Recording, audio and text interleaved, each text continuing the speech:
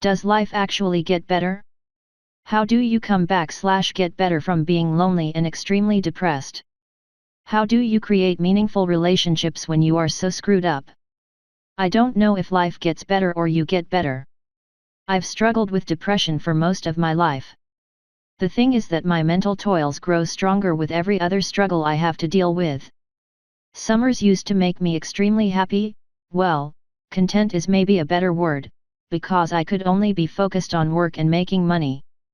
College was horrible because it took almost 6 years and the only thing I envisioned my diploma to be was a giant question mark instead of a marker of success.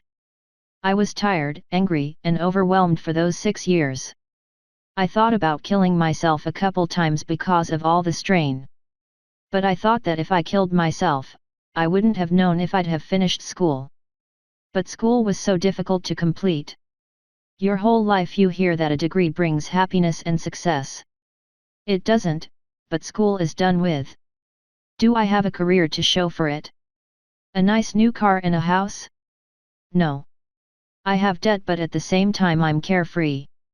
So to answer your question, depression might not go away, but you will mature and things will get easier. But it's never truly gone. I shit you not, this was me. I hated life, and recently I realized I have a career that I'm proud of and I feel like I am doing something with my life.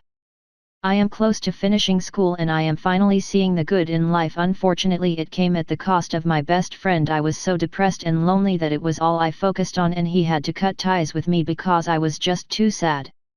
I have changed my outlook on life and I am starting to see the good in life again. However, I hope that one day I can finally get my friendship back. If not, that is life. People come and go, but you just have to focus on yourself. This is the thing I'm most afraid of. I'm afraid my flatmate, who's one of my best friends, will have to cut ties with me, because she sees me day and night and I'm recently way too sad and struggling a lot with depression. It's actually one of the reasons why I decided to go to therapy. Anyway, I'm really glad that you're feeling better and I'm sure you'll get that friendship back if you two really cares about each other. Focus on your mental health, smiley face. I have cut ties with people who I just couldn't be around anymore due to their depression. And I have had friends go away from me for a time because of my depression, as well as their own different scenarios. To clarify, the biggest difference between the ties that were cut vs the ties that were loosened is how the person tries to get better. I want to say first that depression is a struggle. Day in, day out. It is hard on everyone. You, friends, family, anyone involved or around. But I have seen both sides of the coin I am about to reference, both personally and in friends/relationships. There are people who go to therapy or find their own ways. Maybe not a full solution, but something that shows they are making a true effort, even if only for a few moments.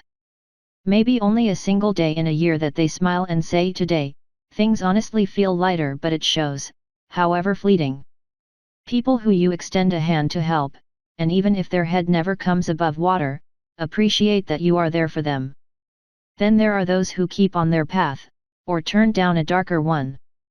Who lash out every time a medicine doesn't work, or when something falls through as you say, look, I'm sorry. Those people who continue to drink/smoke through the pain instead of working through it any day, or every day. The people who you try to help and who only seem to drag you down farther and farther, and you can never seem to bring up. The first is someone who you may have to loosen ties with for your own health, and they understand when it is all said and done. You check in to see how things are going, and what you can do, even only from a distance. An occasional show of effort or caring can mean the world to them, even if they are still in the depths of depression. The second is someone who will always blame anything else. It's their parents, the landlord, the situation. While it may be true, they take no accountability for it. If you check in, they try and pull you back with guilt to use up your emotional resources once again until you can't see the light either, again and again. Whether they know it actively or do it subconsciously. From your short blurb, it feels more like you are the first kind of person.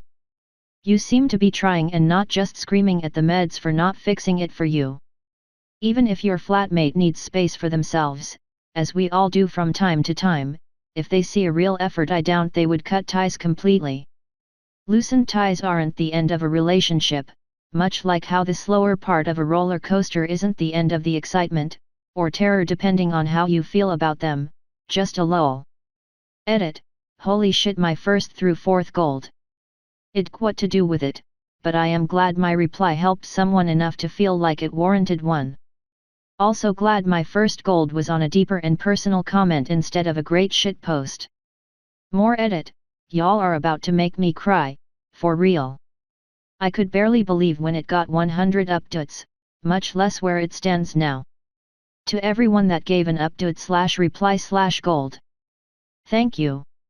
I am not out of the woods yet with my own depression, but it means more than I can possibly show/describe to know that all the shit I have gone through and learned has helped even just a couple people in a similar situation.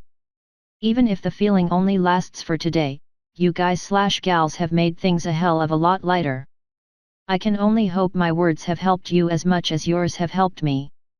Thank you.